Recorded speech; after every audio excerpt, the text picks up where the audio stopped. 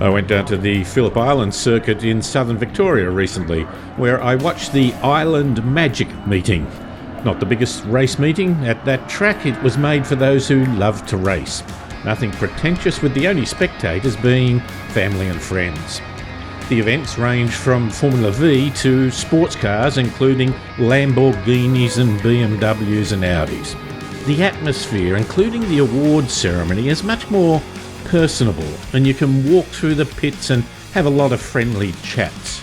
The trophies were great. Character rather than just size.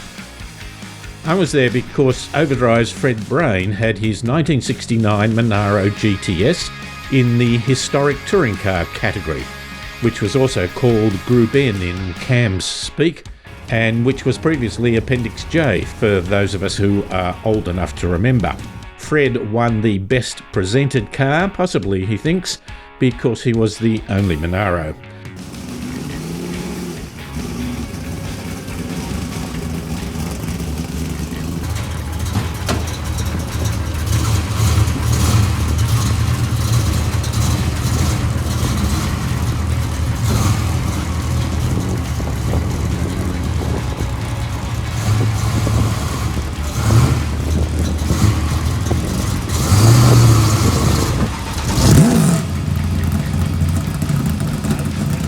In Fred's last race, he made a great start, only to be balked by a Datsun 1600.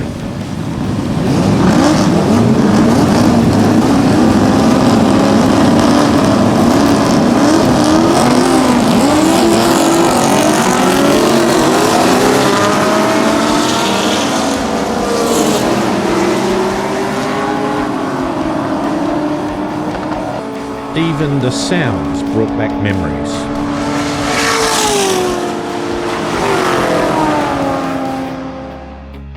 One of the other competitors in the class was Mick Stupka, in what I think is the oldest car at the event. I asked him if the Citroen had some unique handling characteristics. It's got a mind of its own, and every lap is different, because as tyres warm up and brakes warm up and bits fade and they come in and go, and it's just every lap is a totally different kettle of fish. It really is. It doesn't try to kill me, but it's just got a mind of its own. Yeah. Every lap. There was an eclectic range of other vehicles in the historic category. Mustangs, Camaros, Tiranas, there was a Capri and a Cortina, and even a Triumph 2000 that came close to being Fred's nemesis. Some cars were beyond their racing life, if they ever had one. And some of the spectator cars were also impressive. Tony brought along his Alvis Speed 25, apparently the fastest British production car in its day.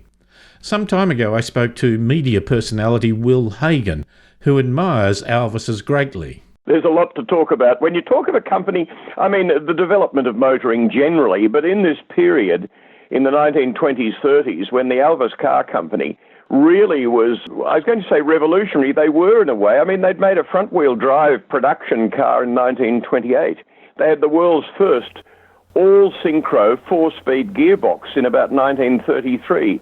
They had built-in jacks on all four wheels in their cars in the 1930s. They had adjustable dampers, for goodness sake. You know, they were really looking to the future, and indeed, in that era, very, very highly regarded. One of its early models, their first model was a thing called the 1030, but by their fourth model, they'd got to a thing called the 1250, originally with a 1.5 litre engine, and then it went up to 1,645 cc's. And these claimed 50-odd horsepower back in those days. Now, racing was at Brooklands. It was the world's first banked circuit ahead of Indianapolis in the United States.